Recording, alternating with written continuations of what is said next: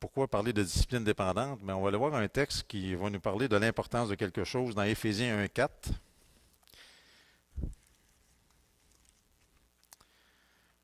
Éphésiens 1,4.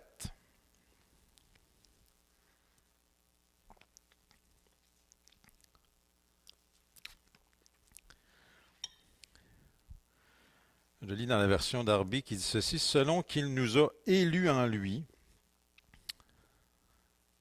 ou d'autres versions diront en lui, Dieu nous a élus.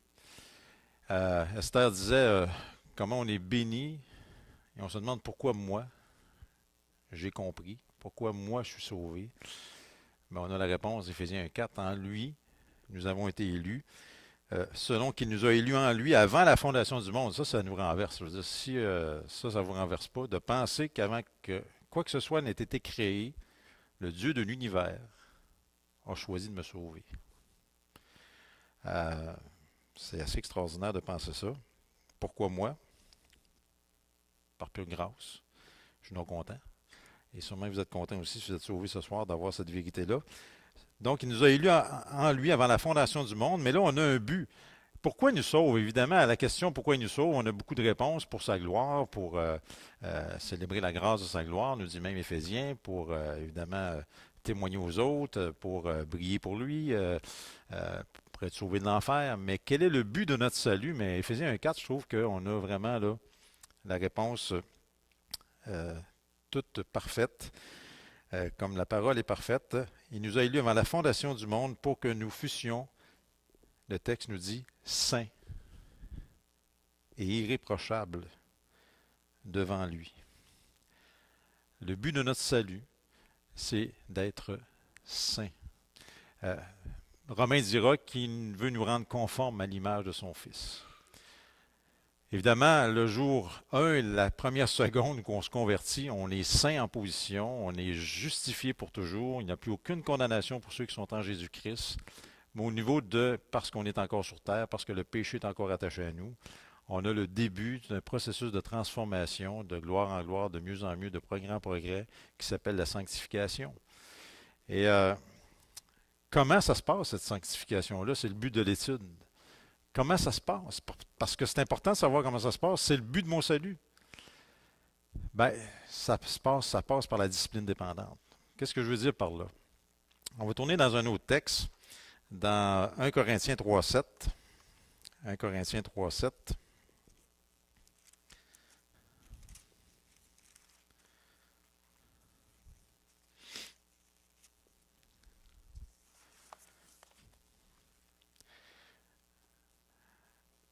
Un Corinthiens 3,7, Paul va dire ceci, de sorte que ni celui qui plante n'est rien, ni celui qui arrose, mais Dieu qui donne l'accroissement.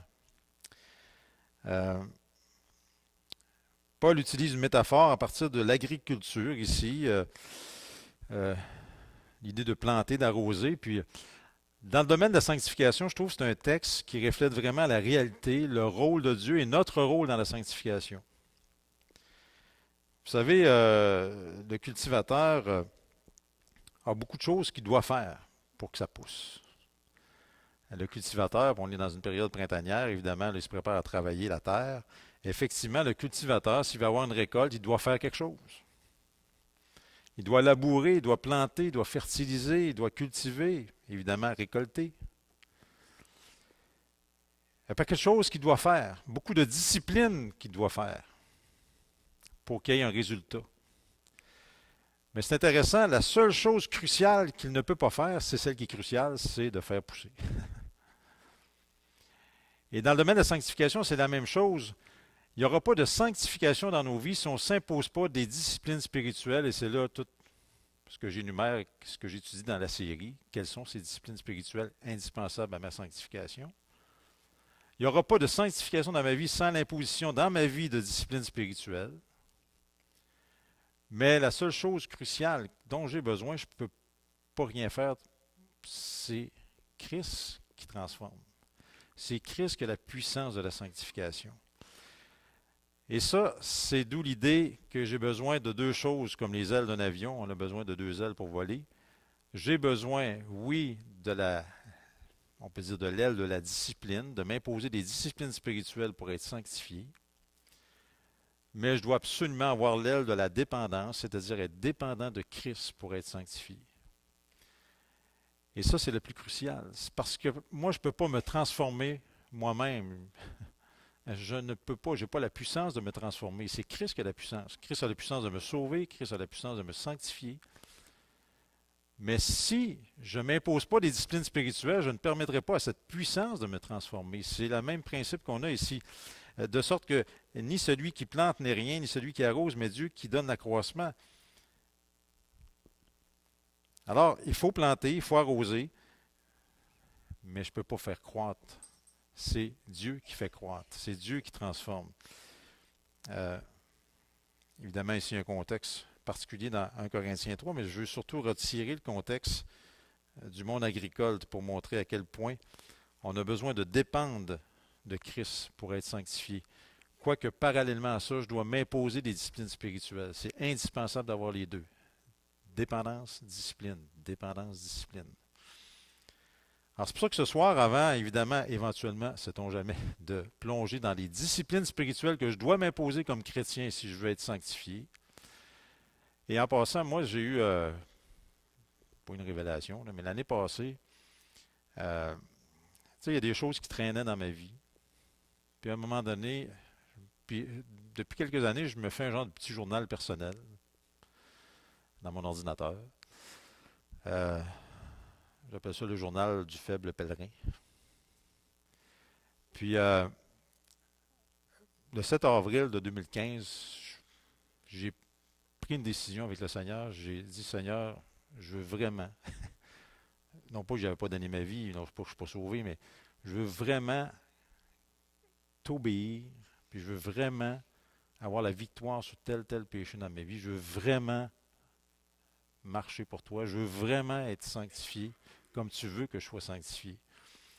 Puis en est découlé cette série-là depuis un an, puis je peux vous dire, puis je ne suis pas rendu parfait, hein, on s'entend dessus. D'ailleurs, c'est ce que j'ai dit, c'est ce que j'ai dit aux boys quand vous avez rencontré la première fois. Je ne suis pas ici pour vous dire, moi j'ai atteint. Au contraire, je suis dans le même bateau, puis peut-être pire. Mais ce coup de barre-là, je pense que comme chrétien, quel que soit l'âge que tu as dans la vie chrétienne, quel que soit l'âge que tu as tout court, je pense qu'à un certain moment donné, il faut s'examiner devant le Seigneur, puis il y a des choses qu'on dit, tu sais, on sait que le péché est attaché à nous, on sait.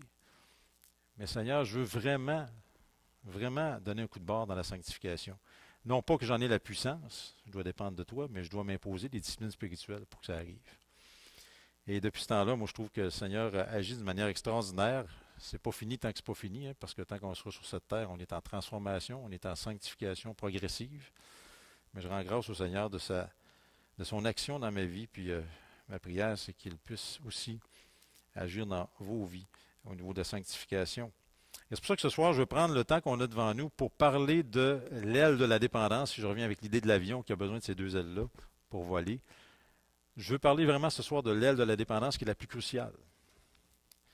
Parce que j'ai beau avoir une discipline de vouloir suivre le Seigneur, des disciplines personnelles que je m'impose, mais si je n'ai pas cette dépendance-là, ça va donner zéro de la même manière que le cultivateur a beau faire tout ce qu'il a à faire pour planter, travailler le sol, etc. S'il n'y a pas de puissance pour faire pousser, ça va donner absolument rien.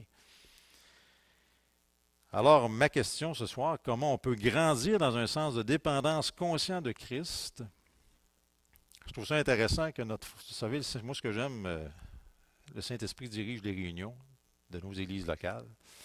Puis notre frère a été très bien dirigé ce soir quand il a pris cette initiative extraordinaire de nous faire prier les uns les autres. Pourquoi? Parce que la façon que je vais grandir dans un sens de dépendance conscient de Christ, c'est à travers la discipline de la prière. Puis là, encore là, vous allez dire, bon, pas quelqu'un qui vient encore nous parler de la prière. Puis combien de messages dans nos vies on a entendus sur la prière? Puis combien de fois on dit, bon, encore une patente que je ne pourrais pas appliquer dans ma vie parce que j'ai de la misère avec la prière. Encore là, je vous dis, je suis dans le même bateau que vous autres. Ce qui va être encourageant ce soir, si on a le temps de le voir, c'est qu'il y a deux types de vie de prière, puis je pense qu'on n'est pas pire dans une, peut-être moins bon dans l'autre. C'est mon cas, en tout cas, vous allez voir. Pourquoi? Parce que la prière, c'est l'expression tangible de ma dépendance à Christ. Tu sais, si je dis ce soir, moi, je suis dépendant du Seigneur dans ma vie chrétienne, mais je prie jamais, tu sais, c'est de la fausseté. On peut peut-être consentir au fait qu'on est dépendant de Christ, mais si ma vie de prière est maigre ou même sommaire, on nie le fait qu'on est dépendant de Christ.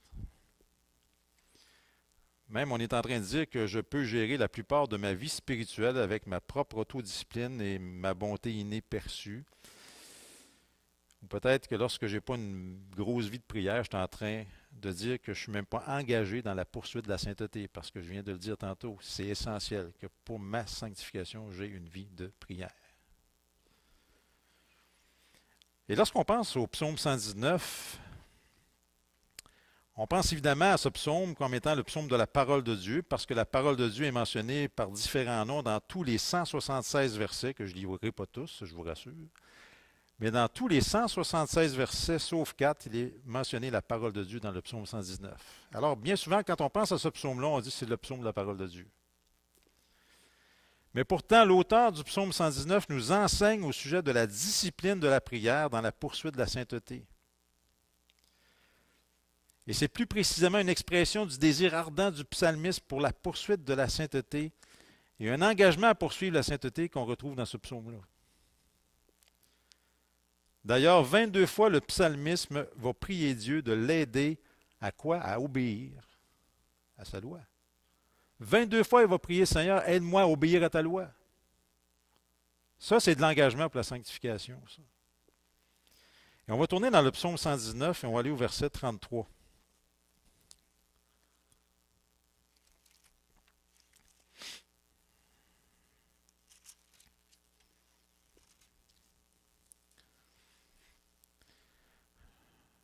Le psaume 119, verset 33, j'espère que les versets correspondent. Des fois, selon les versions, il y a un décalage d'un verset, mais je pense que ça devrait aller.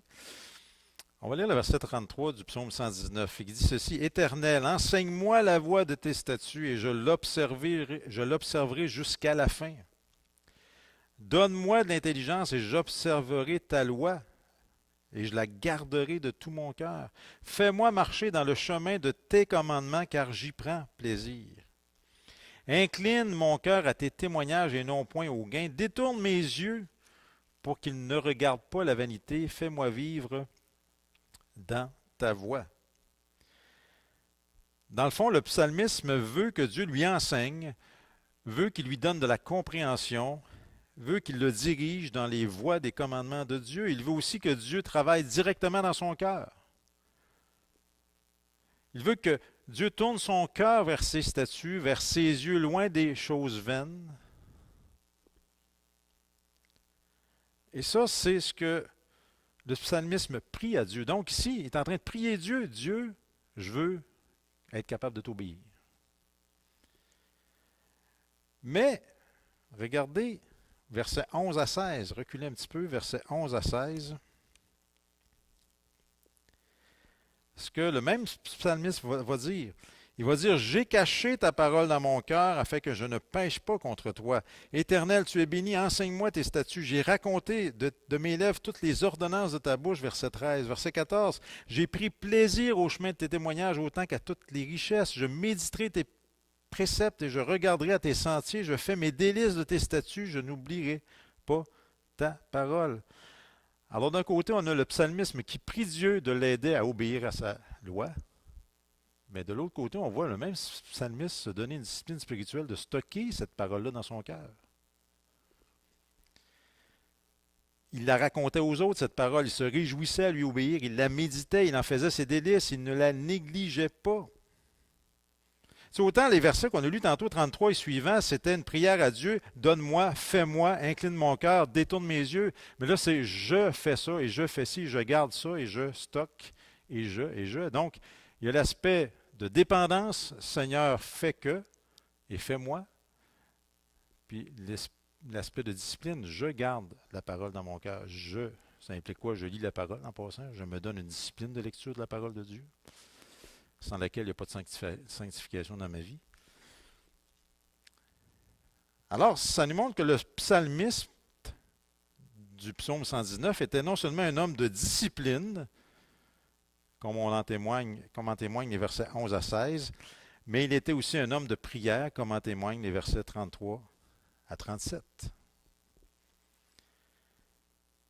En d'autres mots, sa discipline de stocker la parole dans son cœur, etc., ne l'a pas amené à négliger la prière pour que Dieu soit à l'œuvre. Tu sais, si on avait seulement les versets 11 à 16, on n'avait pas les versets 33 à 37, tu sais, il ne fait pas rien que se donner des disciplines spirituelles.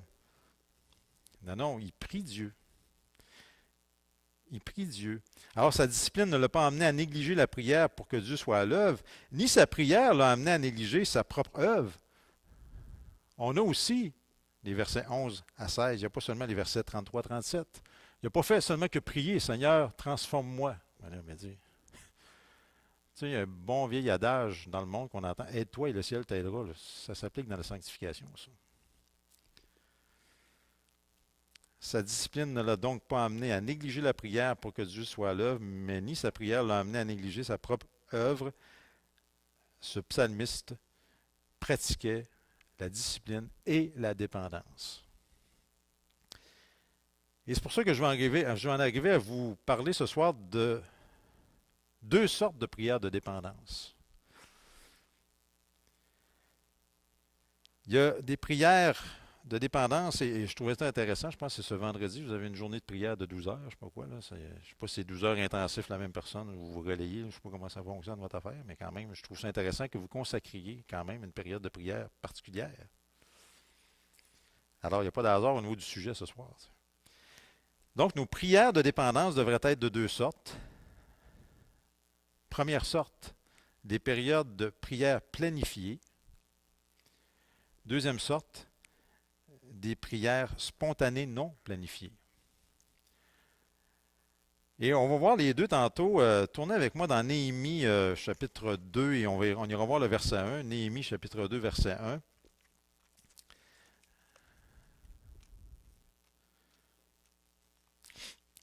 Dans l'Ancien Testament, Néhémie chapitre 2 verset 1, après Esdras. Mais tantôt on ira voir chapitre 2 verset 1. Puis on va voir dans la vie de Néhémie ces deux sortes de prières-là, des prières planifiées, mais aussi des prières spontanées. Et évidemment, le contexte, c'est que Néhémie était l'un de ces Juifs en exil. Vous connaissez pas mal tous l'histoire, mais quand même, je la résume. Il était échanson du roi perse. Le livre commence avec Néhémie qui apprend la triste situation des Juifs restés à Juda, le fait que les murailles de Jérusalem étaient en ruine, que ses portes étaient consumées par le feu. Puis quand il a entendu ça, Néhémie s'est assis. Il s'est mis à pleurer. Et le texte nous dit qu'il a jeûné. Le texte nous dit qu'il a prié pour une période de plusieurs jours. C'est ce qu'a fait Néhémie face à une situation difficile. Le récit des Écritures ne le mentionne pas, mais on peut assumer que Néhémie, pour avoir prié aussi longtemps, il a mis à part un certain temps ou certains temps de la journée durant laquelle il supplia sérieusement Dieu pour le bien-être de Jérusalem. C'est clair que pour avoir prié aussi longtemps sur une aussi longue période, il fallait qu'il mette du temps à part pour la prière. Après tout, quand même, il y avait une job, Néhémie, il était l'échanson du roi, puis nous, pour la plupart, quoi qu'il y en a beaucoup à la retraite, mais même retraité, on est occupé. Mais quand on a un emploi du temps, soit étudiant, soit au travail, quoi que ce soit, ben, puis même mère de famille à la maison, il faut vraiment, avec toutes les occupations du quotidien, il faut vraiment, à un certain moment donné, planifier du temps de prière. Mettre à part du temps pour prier.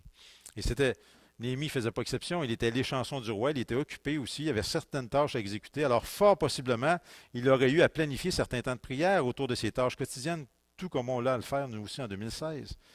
Et puisqu'il a prié sur une période de plusieurs mois, 4 plus exactement, nous dit le texte, on peut décrire cette partie de la vie de prière de Néhémie comme étant de la prière planifiée, prolongée, persévérante. Première sorte de prière. Prière planifiée, prolongée, persévérante.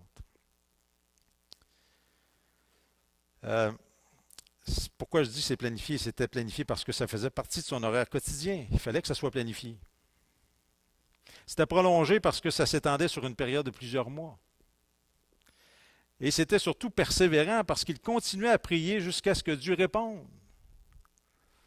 Et en passant, c'est le défi dans nos vies de prière. Comment on peut parfois commencer à prier sur un sujet. Ça peut être le salut de mon enfant, ça peut être une situation de travail, ça peut être une situation financière, une situation de santé, une situation à l'église, whatever. Puis tout à coup, on se décourage. Bon, ça ne donne rien. Non, non. Il faut vraiment prendre du temps, euh, planifier sur une période prolongée, puis une prière persévérante. Première sorte de prière dans nos vies qu'on doit absolument avoir si on veut être sanctifié. Puis un jour, après plusieurs mois à prier sur ce sujet-là, quand Néhémie a amené le vin du roi, ben, tout à coup, le roi a remarqué que Néhémie avait le visage triste. Parce que jusque-là, Néhémie avait caché sa tristesse de cœur pour ses compatriotes, la condition de leur ville bien-aimée, Jérusalem. Mais maintenant, le roi se renseignait au sujet de la cause de sa tristesse et on va aller dans l'histoire au verset 1 du chapitre 2 de Néhémie, où là, Néhémie va y expliquer c'est quoi ce qu'il ressent, c'est quoi sa situation. Néhémie 2.1, on lit ceci, il arriva au mois de Nisan, la 20e année du roi Artaxerxès, comme le vin était devant lui, que je pris le vin, je le donnai au roi, et je n'avais pas été triste en sa présence jusque-là. Mais là, cette fois-là, il était triste. Et le roi me dit au verset 2, pourquoi as-tu mauvais visage et pourquoi tu n'es pas malade? Et pourtant, tu n'es pas malade, excusez. T'as l'air triste, mais t'es pas malade pourtant. Cela n'est rien que de la tristesse de cœur. Le roi le remarquait bien, tu sais. Alors, euh, Néhémie dit, j'ai eu extrêmement peur, parce que là, bon, tu sais, devant le roi, tu sais. Et il a eu peur aussi de dire ce qu'il y avait sur le cœur, dans le fond, et dans le cœur. Et je dis au roi que le roi vive toujours.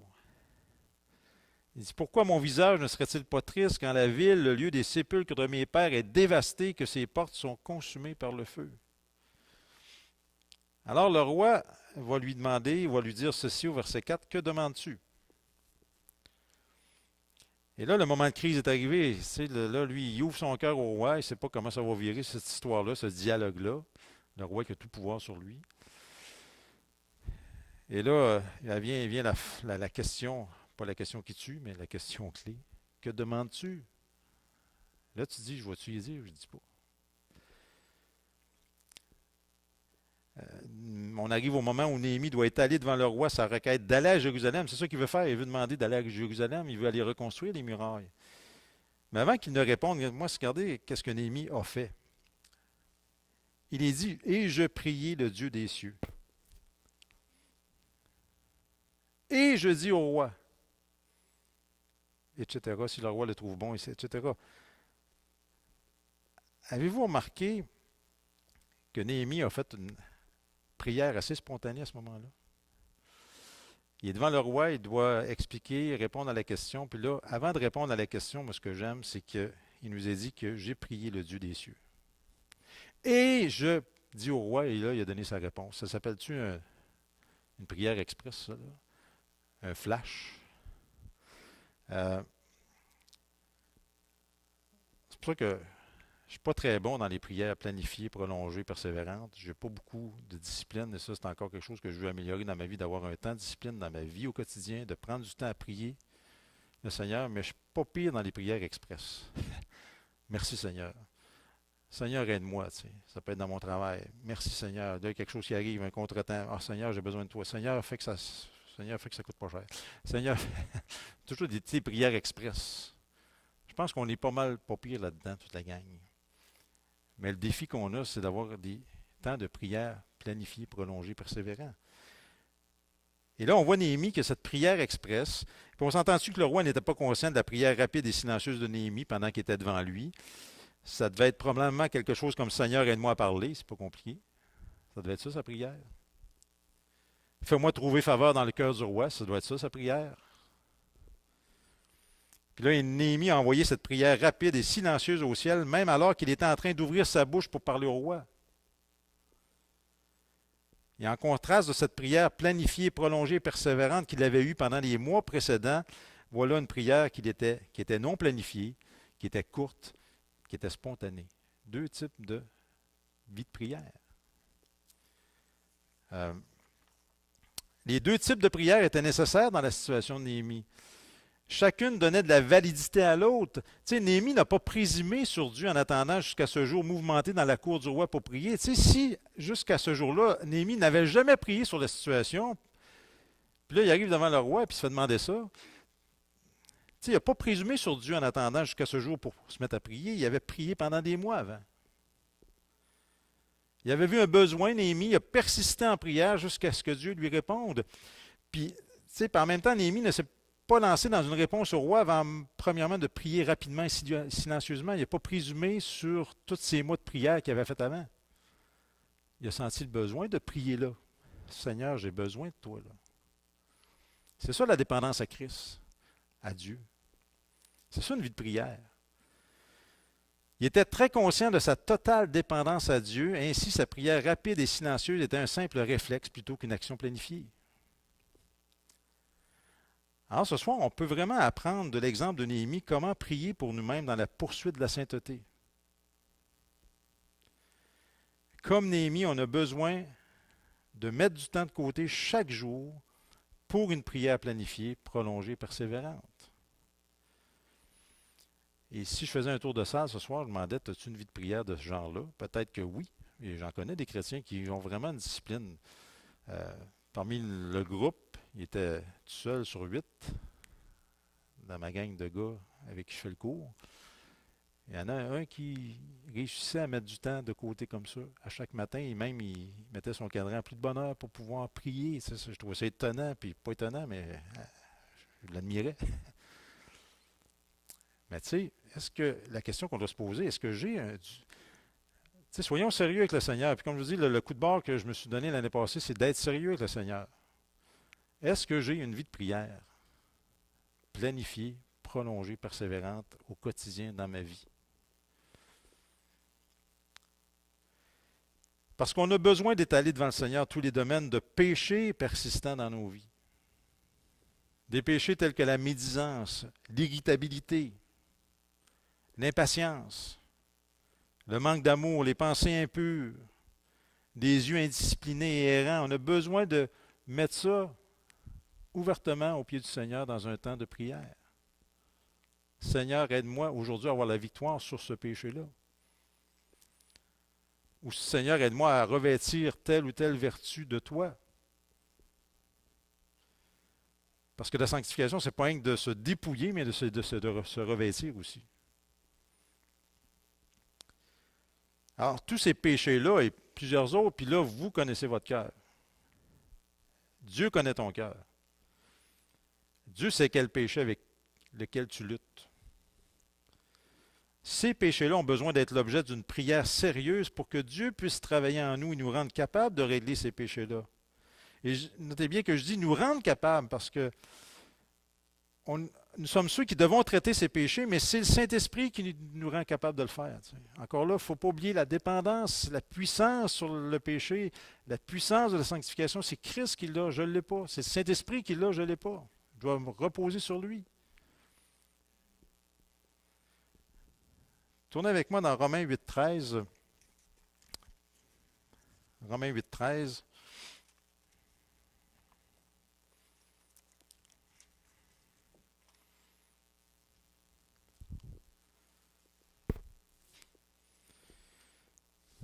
Un beau verset de sanctification sur Romains 8,13 qui dit ceci. Car si vous vivez selon la chair, vous mourrez. Mais si par l'Esprit vous faites mourir les actions du corps, vous vivrez. Notez encore la discipline dépendante dans ce verset-là. Il y a la discipline de faire mourir les péchés du corps. Entre autres, en passant, c'est un sujet important qui fait partie de la série, la mortification. Il y a la discipline de faire mourir les péchés du corps. Mais le texte nous dit de faire ça par l'Esprit. Mais si par l'Esprit vous faites mourir les actions du corps, vous vivrez. Donc, on a une responsabilité comme chrétien, sérieux avec le Seigneur, de faire mourir les actions du corps. Mais je dois le faire par l'Esprit. Alors, ça veut dire quoi? Ça veut dire une prière continuelle, une prière fervente pour l'œuvre du Saint-Esprit qui va nous rendre capables, lui, de faire ce qui est notre devoir de faire. C'est pour ça qu'il faut prier. Alors, la sainteté, ça exige un effort continuel de notre part et une continuelle alimentation et un continuel renforcement par le Saint-Esprit. Toutefois, à moins que tu planifies de prier, de mettre à part un temps spécifique pour le faire, tu vas trouver que tu n'effectues pas tes bonnes intentions. Dans le monde, on appellerait ça des promesses d'ivrogne. Ah, je vais changer. Ah, je vais prier. Ah, non, non, regarde. Si ce soir et à partir de cette semaine, tu ne prends pas une décision dans ta vie par rapport à ta vie de prière, tu auras beau dire, Seigneur, change-moi, Seigneur, je veux me changer, mais tu n'auras pas la puissance de changer, tu ne dépends pas de lui et tu ne dépends pas sur lui. Alors, si tu n'as pas déjà cette pratique dans ta vie, pourquoi ne pas t'arrêter ce soir, cette semaine, puis même prendre un engagement vers le Seigneur. Seigneur, à partir de cette semaine, je veux vraiment peut-être me lever plus de bonne heure puis prendre du temps de prière avec toi. Ou peut-être avant de me coucher, mais je vais dire de quoi, en vieillissant, je trouve que le soir, je suis pas mal magané, puis j'ai plus le goût de dormir, puis d'être dans les éboires. Je ne sais pas si c'est symptomatique, mais le matin, je trouve que c'est tellement bon de commencer avec le Seigneur quand on est capable de le faire. Euh, Puis même, on peut même écrire sur papier, et pour nos yeux seulement, c'est pas pour mettre sur Internet, là.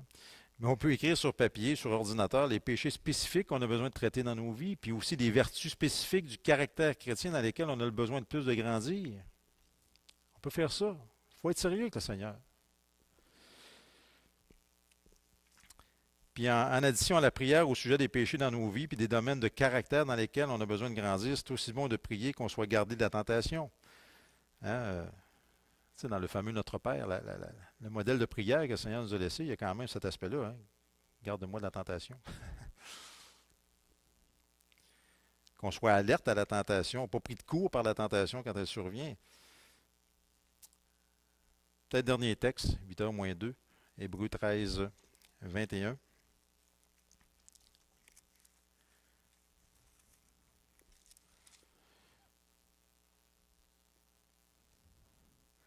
Peut-être le verset 20 pour le contexte, Hébreux 13, 20.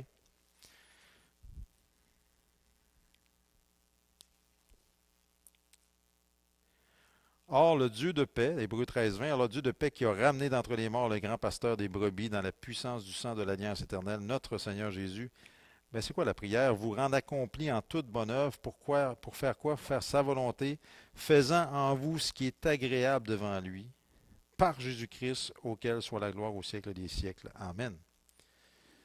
Alors, dans notre temps de prière planifié qu'on met à part à chaque jour, c'est bon de prier conformément à Hébreux 13, 21, qu'il fasse en nous ce qui lui est agréable. Tu sais, quelle belle prière, ça, Seigneur. Je commence ma journée, puis je te demande aujourd'hui, fais ce qui est en moi, ce qui t'est agréable. Fais en moi ce qui est agréable.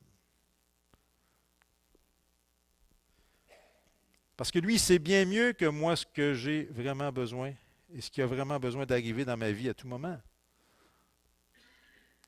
Alors, comme Néhémie, on a besoin de ces prières non planifiées, courtes et spontanées. Seigneur, aide-moi. Seigneur, j'ai besoin de toi. Seigneur, merci Seigneur. Puis ça, on en a besoin tout au long de la journée alors qu'on fait face aux tentations à pécher, qu'on rencontre des circonstances dans lesquelles on a besoin d'aide pour démontrer un caractère pieux. Et quelle que soit la situation, un simple, rapide Seigneur, aide-moi, focus notre dépendance sur Dieu plutôt que sur notre propre volonté, nous amène l'aide de l'Esprit, puis il retient son aide quand on oublie notre aide, notre besoin de l'aide de l'Esprit, qu'on ne lui demande pas cette même aide. Mais alors, on a besoin de cette petite prière courte, spontanée à travers la journée, à la fois pour nous aider à cultiver un sens de dépendance à Christ et pour recevoir son aide qui nous envoie à travers son esprit. Mais oui, on a besoin de ces petites prières courtes, spontanées, non planifiées, mais on a besoin, puis je pense que c'est là que le défi. Comme je vous dis, c'est pas mal plus facile d'avoir ces petites prières-là rapides, express dans la journée, puis même dans la nuit, que d'avoir ces temps de prière qu'on met à part à chaque jour. Et vraiment, je vous le dis, mes frères, mes sœurs, si on veut être sérieux avec la sanctification, si on veut être sérieux avec